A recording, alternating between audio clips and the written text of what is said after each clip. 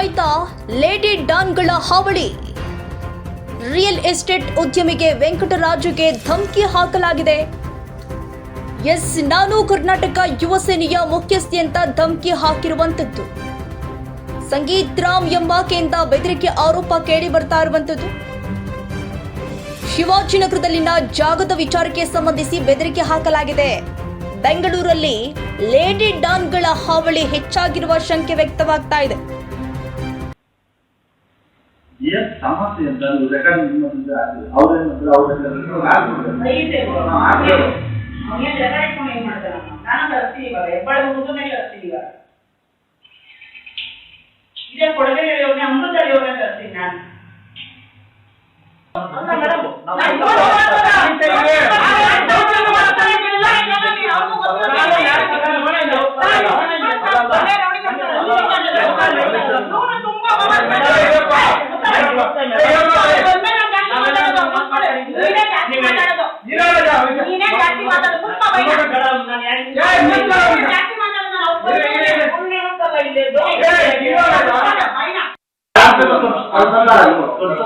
ನಾನೇ ಬಿಡಿ ಸರ್, ಅದೇ ಇವಾಗ ಏನ್ ಸಮಸ್ಯೆ ಅದೇ ಹೇಳ್ರಿ. ನೀವು ಹುಡುಗ ಕಲ್ಸಿ ಜಾಗ ನಮ್ಗೆ ಅವಶ್ಯಕತೆ ಇಲ್ಲ.